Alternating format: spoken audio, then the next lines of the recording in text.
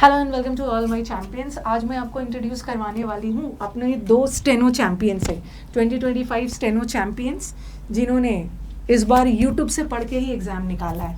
He is Aman and she is Sneha. तो ये दोनों अपने डीवी के लिए दिल्ली आए थे, तो इन्होंने सोचा चलो मैम से मिल लेते हैं। तो बहुत अच्छा लगा स्टूडेंट्स को सामने देखकर। अक्सर मैं इस साइड रहती हूँ और आप लोग उस साइड से देखते हो, और आप लोग तो मुझे देख लेते हो बट आप लोग को मैं नहीं देख पाती हूँ, बट आज आप लोग मेरे साथ हो, तो इससे अच्छा और क्या हो सकता है। बहुत अच्छा लग रहा है स्नेहा एंड अमन आप लोगों से मिल के, और अच्छा लग रहा है कि आज आप स्टूडियो में आए हो और हम लोग साथ में अपनी स्ट्रैटेजी को शेयर करेंगे, ठीक है। और यूट्यूब से ही पढ़ा है इन्होंने। ओके, तो स्नेहा एक बार आपसे बात करते हैं। जैसे बच्चे का कहना होता है कि मैम यूट्यूब पे टीचर आधा अधूरा पढ़ाते हैं, लेकिन आपका कहना है कि आपने यूट्यूब से ही पढ़ा है, कोई पेड बैच नहीं लिया था। तो एक बार बता दो कैसे कैसे क्या स्ट्रैटेजी थी आपकी। मैम जैसे कि हम स्टैनो मैंने अभी शुरू ही किया था, ये मेरा फर्स्ट अटेम्प्ट था। तो मुझे तो ऐसा कुछ भी समझ नहीं आया। फिर मैंने जो भी वीडियोस देखे, काफ़ी सारे टीचर्स को देखा, बट उसके बाद जब आपकी प्लेलिस्ट मैंने खोली तो मुझे पता चला कि यहाँ तो सारा कुछ मुझे अवेलेबल है, मुझे तो कुछ लेना ही नहीं है अदर से या पेड बैच से। तो मैंने फिर पहले A to Z ग्रामर पूरा कंप्लीट किया, उसके बाद A to Z वोकैब, और उसके बाद पूरे 60 इंपॉर्टेंट रूल्स उसके नोट्स बनाए, 19 से रिवीजन किया, मॉक्स दिया और उसी से बस तैयारी की। ये अटेम्प्ट मेरा पहला था। तो क्या स्कोर था इंग्लिश का? इंग्लिश में 87 मार्क्स। Very good. और पहला अटेम्प्ट था भाई। और यूट्यूब चैनल के बारे में पता कैसे चला? मैम बस टॉपर से ही जैसे छोटे छोटे शॉर्ट्स लोगों ने डाल रखे हैं कि आप उन मैम को फॉलो करें, तो बस उनसे आपको पता चला और मैंने बस थॉरोली आपको ही फॉलो किया। और ऐसे मैम को सामने देख के मुझे अभी भी थोड़ा सा कॉन्शियस फील हो रहा है, ऐसे अनरियल लग रहा है बिल्कुल खड़े होकर। अच्छा, स्क्रीन पे दिखते हैं और हमेशा से रूड से, तो मुझे बहुत अच्छा लग रहा है कितने पोलाइट से हम लोग ऐसे इंट्रोड्यूस कर रहे हैं। बच्चे बोलते हैं कि मैम ना यूट्यूब पे या पढ़ाते समय थोड़ी सी स्ट्रिक्ट और रूड टाइप से दिखती है, लेकिन I am very sweet person. वो तो थोड़ा सा आप लोग को डरा के रखना होता है ताकि क्लास में डिसिप्लिन वगैरह मेंटेन रहे। ओके, वैसे I am very sweet person. तो इस बार स्नेहा जो बच्चे हमारे एग्जाम देने वाले हैं उनको क्या बोलना चाहोगे? बस आप अगर अपने आप पे डाउट हो रहा है कि हम नहीं कर पाएंगे या फिर ऐसे आपको लग रहा है, तो आप बिल्कुल ही रॉन्ग हैं। आप अपने मॉक्स दीजिए और बस आपको एक काम करना है कि मॉक्स को एनालिसिस करना है अच्छे से, और ऐसे बिल्कुल 2 आवर का मॉक पूरा करना है। ऐसे नहीं कि आधे दे दिए आपने कंप्लीट कर के किया नहीं, उसको पूरा करिए। और फिर जो भी आपको लगे कि आपकी मिस्टेक हुई है उसको वापस से कंप्लीट करिए, दोबारा से वो मिस्टेक कभी ना हो। और बाकी मैम के लेक्चर्स तो हैं ही हमारी हेल्प करने के लिए। और जैसे आपने मॉक कब शुरू किया था देना? मैम मॉक मैंने शुरू किया था ये अगस्त में था, तो मैंने लगभग फरवरी से शुरू किया था मॉक देना। हाँ, पहले पूरा सिलेबस एकदम अच्छे से किया या 70% कंप्लीट करके शुरू? नहीं, 70% कंप्लीट किया। और मैंने जो भी पोर्शन कंप्लीट होता जा रहा था उसका फिर हम मॉक दे रहे थे, जैसे कि एक्टिव पैसिव शुरू स्टार्ट हुआ तो एक्टिव पैसिव का देना शुरू कर, उससे क्या साथ में रिवीजन भी होता जा रहा था। और कितने मॉक्स दिए होंगे? लगभग तो मैंने सारे जितने भी हुए हैं स्टैनो के, कितने कम से कम 20-25 तो पूरे जो एग्जाम्स वाले फुल लेंथ वाला। हाँ, फुल लेंथ वाला दिया है, जिससे मुझे पता चला कि इतने मार्क्स आ सकते हैं, तो अच्छा लग रहा है। नहीं, हाँ। चलो अभी हम फिर आपसे बात करेंगे। हाँ। अमन को शांत नहीं खड़ा करना है। चलिए अमन, आप अपनी स्ट्रैटेजी बताइए। आपने बड़ा एक अच्छा बात बताया था। आपने भी यूट्यूब से ही पढ़ा है? यस मैम, मैंने फुल कोर्स यूट्यूब से ही पढ़ा है, क्योंकि यूट्यूब पे वैसे भी सारी चीज़ें ही है, A to Z वोकैब से लेकर, और जो 60 इंपॉर्टेंट रूल्स वो तो जो हर स्टूडेंट्स कहता है ना कि हाँ वो मैंने पढ़े हैं, तो मैंने भी वही पढ़े हैं। रिवीजन के लिए तो स्पेशली 60 इंपॉर्टेंट रूल्स तो बहुत इंपॉर्टेंट हैं। Yes ma'am, last minute revision अगर आपको मॉक देना है या अगले दिन 2-3 बार टेस्ट है आपका या कोई एग्जाम है, उसके लिए 60 इंपॉर्टेंट रूल्स अगर आप एक बार पढ़ लेते हैं या रिवाइज कर लेते हैं, तो आपको वो एक पॉइंट टू पॉइंट आपको पता चल जाता है, याद आ जाता है कि हाँ मेरा ऐसा कोई वो था कि जिससे मिस्टेक ना हो, कोई सिली मिस्टेक ना हो। और लास्ट मोमेंट में ना आपको बहुत ज्यादा रूल्स रिवाइज करने का मन भी नहीं करता है। लगता है लास्ट मोमेंट में कोई छोटा सा कंसाइज मिल जाए। जैसे कि आप मुझे बता रहे थे कि मैम मैं वर्किंग था तो मेरी लेट नाइट शिफ्ट होते थे, तो आप 60 इंपॉर्टेंट रूल्स ऑफ ग्रामर ना बताइए, आप ही बताइए। मैम वो मैं प्राइवेट जॉब करता था लेबोरेटरी में, तो वहाँ पर एंड्रॉइड फ़ोन्स अलाउड नहीं थे। तो फिर मैं एक ट्रिक लेता था कि अपने एक 60 इंपॉर्टेंट रूल्स, अगर जैसे मैंने शाम को मॉक लगाया है तो नाइट शिफ्ट होती थी, तो फिर मैं उन 60 इंपॉर्टेंट रूल्स के एक छोटे से पेज पर आगे भी और पीछे भी रिवाइज करने के लिए ले जाता था और अपने वॉलेट में रख लेता था। सिक्योरिटी गार्ड उसको देख नहीं पाता था, क्योंकि वो वॉलेट तो चेक करेगा ना, एंड्रॉइड फ़ोन चेक करता था। फिर जब मैं वो अपनी लेबोरेटरी में जाता था, फिर वहाँ पर उसको चुपचाप से निकाल कर वो ये सब ब्लैंक पॉइंट ढूंढ कर, जहाँ पर कैमरा ना हो वहाँ पर बैठ कर उसको रिवाइज करता था। और ऐसे फिर मैंने उसके साथ भी किया, और करंट अफेयर्स के भी पेजेस थे या ऐसे कोई बहुत छोटे लिखकर ऐसे भी मैंने छोटे तरीके लगाए हैं, जिससे मैं हर एक पॉइंट, हर एक सेकंड, हर एक मिनट को यूटिलाइज कर सकूं। ऐसे ऐसे ट्रिक्स लगाई हैं मैम, नहीं। छोटी छोटी। ठीक है, और वोकैब का क्या है? वोकैब में तो चलो अगर यूट्यूब से पढ़ा है तो A to Z तो यस किया मैम, होगा। वो तो किया ही है, वो तो मस्त। बच्चे का होता है कि मैम वोकैब भूल जाते हैं, तो क्या करते थे वोकैब के दिमाग वो में? कैब एक लेवल तक अगर आप एक टीचर से पढ़ेंगे तो वो तो आपको एक याद होगा, 50% 60% एक बुक से याद हो गई। पर अगर आपको उसको 80 to 85% तक याद ले करना है ना, तो आपको उसके लिए मॉक्स लगाने बहुत इंपॉर्टेंट है। Mocks क्योंकि जब आप मॉक लगाओगे ना, तो आप देखोगे कि यहाँ पर ये आया है, ये मैंने वहाँ पढ़ा था, फिर आप उसको पलट के फिर बुक को देखोगे कि हाँ मैंने पढ़ा था, तब जाकर वो आता है, बार बार तब वो जाकर याद होता है। हाँ देखो वोकैब है ना, मतलब आप लोग पता नहीं क्यों इतना परेशान रहते हो, हर बच्चा वोकैब भूलता है। हाँ। क्या ऐसा थोड़ी है कि दुनिया के सब वोकैब आप कर लोगे? हर बच्चा भूलता है, लेकिन बार बार जैसे मैं अपने बैचेस में भी देखती हूँ, यस मैम, जो बच्चे काफी दिन से जुड़े हुए हैं वो ना वोकैब में एकदम प्रो हो गए हैं। तो वोकैब कोई इतना बड़ा नहीं हाँ, है, वो अपने से तुरंत रिवीजन- रिप्लाई देते हैं, आपका एक बार Yes. पूछा नहीं आपने, तुरंत सब बहुत सारे रिप्लाई दे words देते कर हैं। दिया। हाँ। कैसे? बस ड्यू टू ऐसा नहीं है कि revision। मैंने कुछ किया, वो बार बार चीजों को रिवाइज हाँ। कर रहे हैं, तो कंप्लेन नहीं करना है। ठीक है, आपका कंप्लेन ना आपके टीचर सुनेंगे ना आपके पेरेंट्स सुनेंगे। नहीं। क्या चाहिए? टीचर को भी रिजल्ट चाहिए, Result। हाँ, बस। पेरेंट्स सब को चीज़ भी रिजल्ट result। चाहिए, क्योंकि छोटे बच्चे तो हो नहीं कि अरे मेरा तो ये हो गया वो हो गया। अल्टीमेटली सबको रिजल्ट चाहिए, तो लगे रहिए, कोई दिक्कत नहीं है। और जैसे अमन बच्चों का ये भी कहना होता है कि मैम ग्रामर पढ़ने के बाद जब क्वेश्चंस आते हैं तो हमें समझ में नहीं आता है ना कि इस क्वेश्चन में यही रूल लगेगा, तो Yes। वो कैसे इम्प्रूव करना है? वो इम्प्रूवमेंट तो आप कुछ अगर रिवीजन करोगे, आप बार बार एग्जाम मॉक दिए हैं, फिर उसके बाद रिवीजन कहाँ पे आपका एनालिसिस करने के बाद कहाँ गलती हो रही है, उसको रिवाइज करना बहुत इंपॉर्टेंट है। क्योंकि अगर मान लो 20 दिन बचे आपके एग्जाम के लिए और आपको फिर पूरा सब चीज़ रिवाइज करनी है, तो ऐसा तो नहीं है कि आप पूरा कोर्स सारा एकदम revise करोगे। पूरा रिवाइज करोगे। उसके लिए मैंने 2 स्ट्रेटेजी यूज़ करी है। अगर आप ऑनलाइन पढ़ रहे, अगर किसी कंप्यूटर पे आप पढ़ रहे हो तो उसके लिए अलग टेक्निक थी, और अगर आप किसी बुक से पढ़ रहे हो तो उसके लिए अलग टेक्निक थी। अगर आप किसी ऑनलाइन प्लेटफॉर्म पे मॉक दे रहे हो या कुछ दे रहे हो, तो उसके लिए बुक मार्क एक ऊपर ऑप्शन आता है, सिर्फ अच्छा, बुक मार्क्स। वो ही बुक मार्क सिर्फ उन्हीं क्वेश्चंस को लगाया है जो बाद में हमें लगता है कि ये मुझे उस पॉइंट पे 80% सब याद आ जाएगा, पर 80 से अगर मुझे 95 तक अपने मार्क्स लेके जाने हैं, तो ये वो 15 बुक मार्क्स के क्वेश्चंस हैं जो मेरा स्कोर 80 से 95 तक लेके जाएंगे।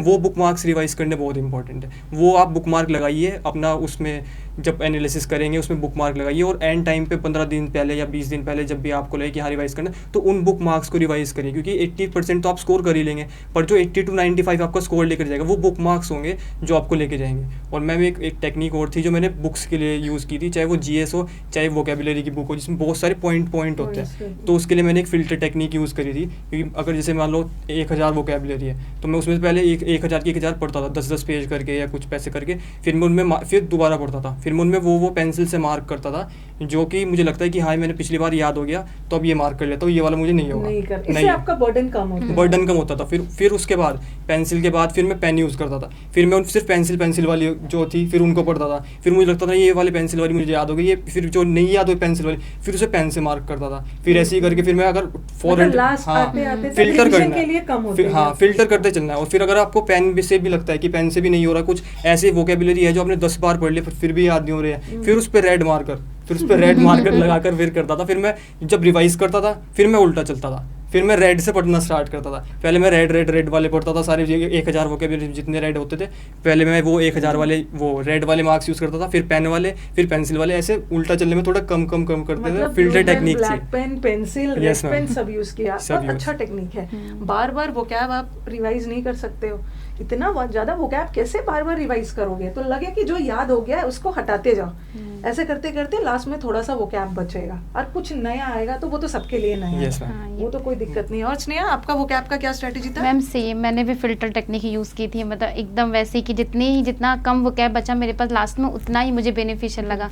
तो ये सेम टेक्निक मैंने भी यूज़ की थी, मतलब एकदम कि वही फिल्टर करते गए। उसके बाद मुश्किल से अगर 1000 है तो कुछ 50 60 बचते तो एकदम नए होते थे, अदरवाइज एक एक करके सब रिवीजन हो जाता है। मतलब तो बस नटशेल दोनों का यही हाँ, कहना है Yes, कि वोकैब को बार बार रिवाइज करना है, बस। और रिवाइज करते समय ना कंटेंट को कम करते जाओ, हाँ। जो याद होते जा रहा है उसको हटाते जाइए। बस की पॉइंट रिवीजन ही है सक्सेस Revision का, है। वो और जो mocks मार्क्स revision, लाने हैं mocks बस। लगाने मॉक्स हैं। एनालिसिस हाँ, रिवीजन, बस। मॉक्स हाँ, एनालिसिस ये 3 साइकिल है जो नहीं होगा, कंसिस्टेंसी analysis हाँ, अगर बस इसमें रहेगी ना, वही। कंसिस्टेंट रहेंगे अगर आप इसी चीज़ में, ये नहीं कि छोड़ दिया बीच में, छोड़ दिया 10 दिन बाद पढ़ रहे हैं फिर वो कर रहे हैं, फिर आप 10 दिन बाद पढ़ोगे फिर आप वहीं 0 पे आ कंसिस्टेंसी जाओगे। मैटर्स, कंसिस्टेंट कोई भी वनडे एग्जाम Yes, है। ma'am। और स्नेहा सबसे पहले आप बच्चों को बताओ, एरर्स को लेके ये बड़ा परेशान रहते हैं कि जब आपने पूरा ग्रामर सिलेबस खत्म किया हाँ। होगा तो पहले टॉपिक वाइज बनाया होगा। हाँ, टॉपिक वाइज में भी दिक्कत आती है। हाँ मैम, वो देखे मतलब सामने दिखती ही नहीं है मेरे, हमें लगता है पूरा सेंटेंस सही लिखा हुआ है, फिर जब दिखते है कि अच्छा ये एरर थी तो लगता है मिस कैसे हो गया, फिर ऐसे करते करते टॉपिक वाइज लगाया, फिर मिक्स्ड एरर लगाया, फिर मिसलेनियस लगाते लगाते, मतलब वो तो आप प्रैक्टिस, बस हम तो प्रैक्टिस ही टॉपिक वाइज में तो फिर भी पता है कि इस टॉपिक का है, लेकिन मिसलेनियस जब आपका गलत होगा ना, जितना ज्यादा गलत होगा उतनी ज्यादा आप सीखोगे कि अरे ये कैसे मिस हो गया, इसमें तो ये आना चाहिए था, और एक फिक्स पैटर्न का एरर्स आता है, कोई ऐसा नहीं है कि उसके बाद एक ऐसा टाइम आएगा ना प्रैक्टिस करते करते कि सेंटेंस देख के आपको पता चल जाएगा। नीदर वाले सेंटेंस में देखो नीदर वर्ब के साथ noun plural, verb singular, neither के साथ नॉर लगता है। नीदर वाला सेंटेंस में नॉर से जुड़ा हुआ है तो वर्ब जो सब्जेक्ट वर्ब के नजदीक है उसको देखते हैं, मतलब एक फिक्स पैटर्न में आता है। और YouTube से प्रैक्टिस कैसे किया था? 100 वाला आप जो कराते थे, हाँ 1000 वाला फॉलो किया यस मैम। और मैम एरर्स के लिए अगर आप वो जो आपने जो एक तरीका बताया ना एलिमिनेशन मेथड, वो बहुत अच्छा था, क्योंकि जब मैं पहले वो मॉक्स देता था इजी आ गया तो हाँ मुझे लगता है कि नहीं 4 में से 1 सही है, ये इस पे सही मार दिया। पर जब चाहे PQRS में भी ऐसे है कि मतलब ये वाला हाँ ये हटेगा, उससे बेटर है, मतलब सबसे जल्दी हो जाता है वो एलिमिनेशन से। पहले फिर हमको ये पता चल जाता है कि ये 3 गलत है, भले हमें चौथे ऑप्शन का मतलब भी नहीं पता है ना, पर हमें ये पता है कि जो बाकी के 3 है ना वो गलत है, चौथा होगा वो सही ही होगा। और जीएस वगैरह कैसे किया? जीएस का मैम मैंने तो स्टार्टिंग तो एक छोटी बुक आती है अरिहंत की 30 रुपए वाली, उससे पढ़ा, जो पहले अपने आप पढ़ा, जो उसमें छोटी छोटी, फिर 30 के बाद 100 रुपए वाली ली, फिर 100 रुपए, फिर ऐसी मतलब हर चीज़ की स्ट्रेटेजी यही होती है कि स्टेप वाइज है।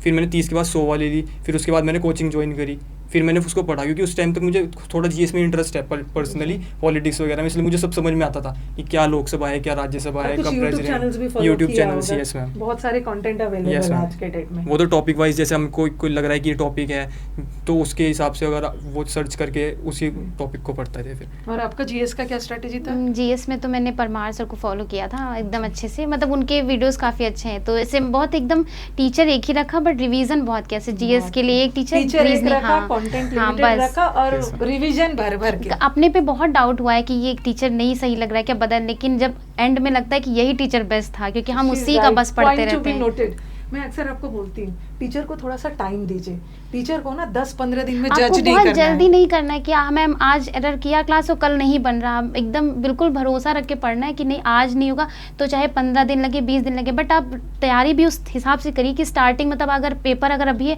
तो कम से कम 8-10 महीने पहले से, ऐसा नहीं कि पेपर के 2-4 दिन पहले आप पढ़ोगे तो कैसे होगा, वैसे नहीं होगा। थोड़ा सा टाइम आप टीचर को भी दीजिए, थोड़ा सा टाइम आप अपने आप को भी दीजिए। ऐसा नहीं है ना कि ग्रामर, अक्सर जब भी मैं ग्रामर का बैच खत्म करती हूँ मैं बोलती हूँ completing grammar does not ensure कि आपका एरर्स बनना शुरू हो जाए, ये टाइम लगता है। कितना ही आया था कि एडिक्विटी आ रहा है, पैटर्न चेंज, और लेकिन मैम की वो लाइन की कितना भी पैटर्न बदलेगा ये सिलेबस यही रहने वाला है, तो बस हम तो उसी पे थे कि कितना भी पैटर्न बदले जब कुछ बदलना ही नहीं, मैम बोल रहे नहीं बदल रहा तो नहीं बदल रहा, फिर पढ़ो बस वही।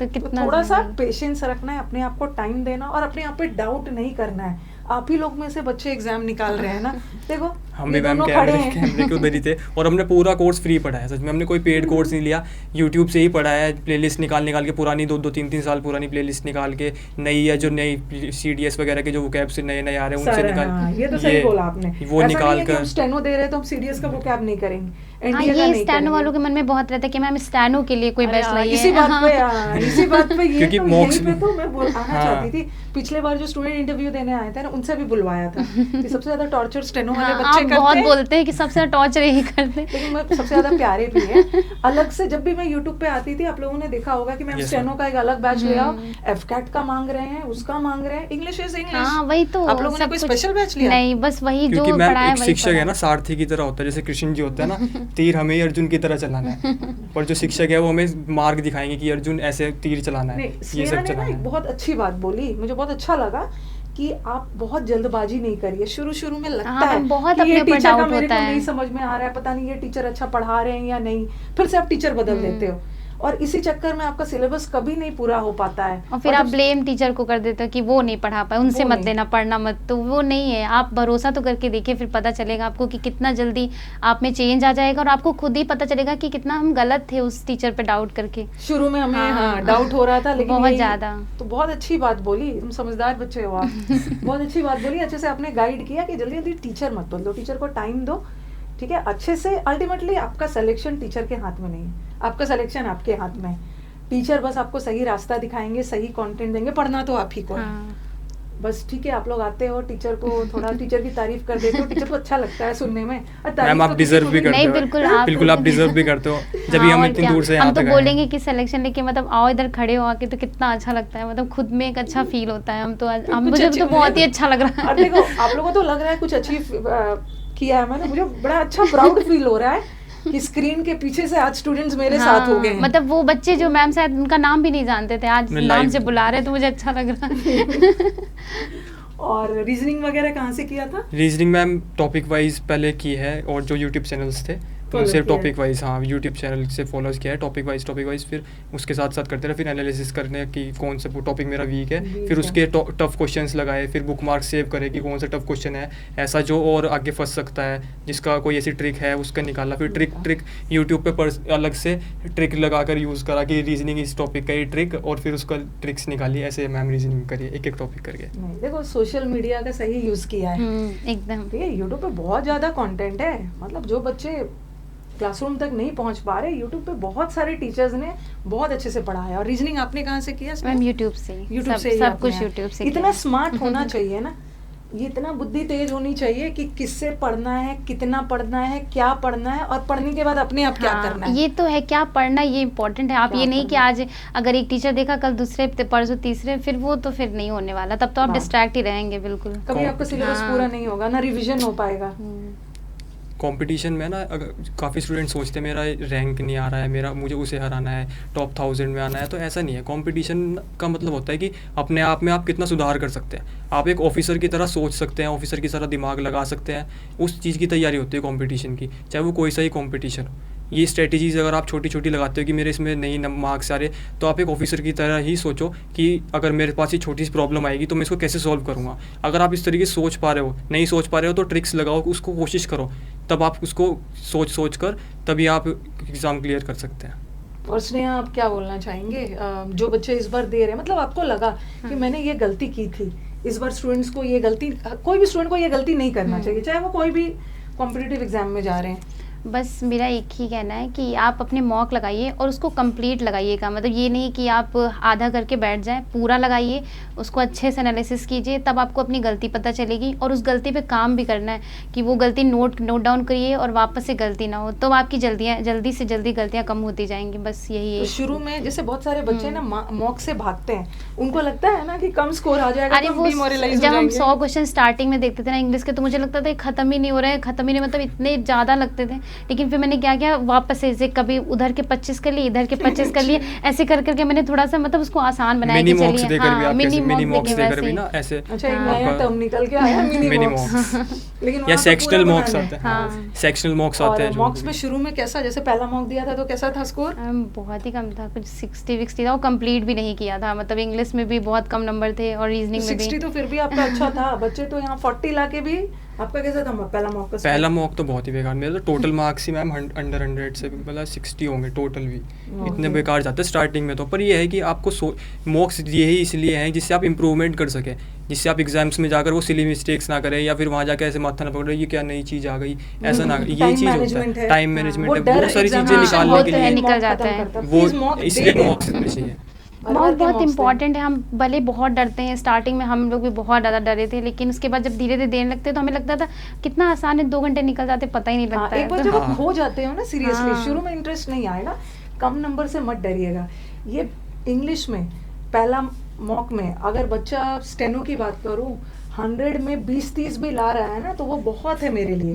धीरे धीरे इम्प्रूवमेंट होता है, बस छोड़ना पूरे नहीं। 100 क्वेश्चन लगाने, उसके बाद लगाने। देखना है 20 नंबर बस ये रहता है। वो हो जाता है, हाँ। डरना नहीं है। मॉक आपको अपनी असलियत बताता है, और असलियत कोई भी फेस करना नहीं चाहता है, बट करना है, ठीक है। और अब चलो आते हैं क्लोज टेस्ट। जैसे 100 मार्क्स का पेपर है, ग्रामर पढ़ लेते हैं, रट्टा लगा लिया, वोकैब रट्टा लगा लिया, बट असली कहानी तो क्लोज टेस्ट के बारे में सिर्फ पैसेज है। तो कैसे उसका स्ट्रेटजी क्या था? मैम क्लोज टेस्ट मैंने पहले जब लगाना शुरू किया था तब तो नहीं समझ आता था, मतलब स्टार्टिंग में तो मेरा तो पहली बार एसएससी का था।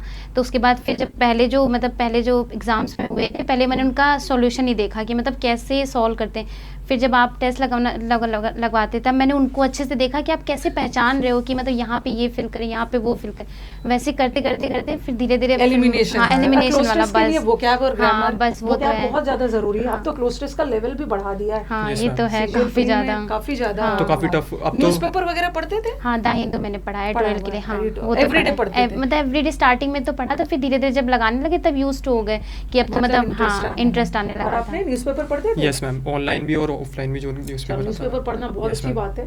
क्लोज टेस्ट तो अभी काफ़ी टफ आ रहे हैं, क्योंकि अब क्लोज टेस्ट में फ्रेजल वर्ब्स के एरर पूछ रहे हैं, एक आधा लिखते हैं आधा छोड़ देते हैं, तो बच्चे उसमें कुछ और लगा देते हैं, वो फ्रेजल वर्ब्स के और प्रेपोजिशन ऐसे ऐसे एरर हाँ, पूछ रहे हैं। fixed क्लोज टेस्ट में preposition काफ़ी कर रहे टफ हो बना दिया है क्लोज टेस्ट को भी। जितना भी टफ बना है ना, मुझे अपने स्टूडेंट्स पे पूरा भरोसा है, वो समझदार है, Yes, अच्छे से ma'am. पढ़ेंगे। और मैं चाहती हूँ ना कि जितने बच्चे स्क्रीन के पीछे हैं जो मेहनत कर रहे हैं मेरे साथ, तो एकदम मतलब स्टूडियो में भीड़ हो जाए।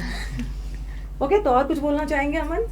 बस मैम, जो बिगनर्स हैं उनके लिए एक ही मैसेज है कि पंचवर्षीय योजना ना बनाए अपनी, बिल्कुल भी जो आपका सिलेक्शन है उसको पंचवर्षीय योजना ना बनाए कि इस साल प्री दूंगा, अगले साल फिर मेंस की तैयारी करूंगा, इस बार प्री नहीं निकला तो फिर और दूंगा, ये करूंगा, फिर अगले साल ऐसे करके पंचवर्षीय योजना बिल्कुल ना बनाए। उसी साल में पूरी अपनी जान लगाएं, क्योंकि ये टाइम बहुत प्रीशियस है, इस टाइम को पूरी अच्छी तरह यूटिलाइज़ करना चाहिए। आपको पंचवर्षीय योजना नहीं बनानी चाहिए कि इस साल प्री दिया फिर मेंस दूंगा, मेंस नहीं निकला तो फिर अगले साल दूंगा, फिर अगले साल, ऐसे नहीं। एक ही साल पूरी जी जान लगा, और इतना टफ नहीं है।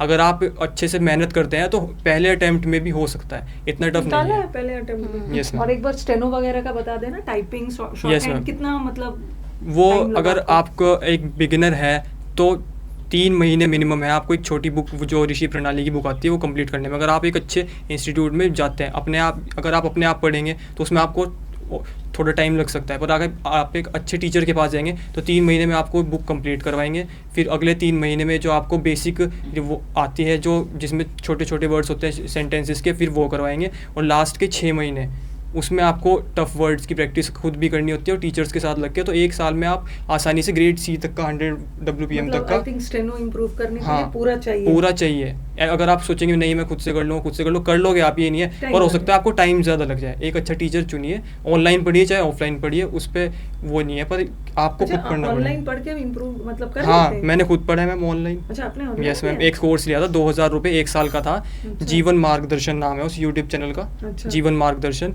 उसका 2000 रुपये का 1 साल का मैंने लिया था। वो 400 वर्ड्स की एक 5 मिनट की ऐसे कुछ वो देते थे, पूरी लिखवाते थे।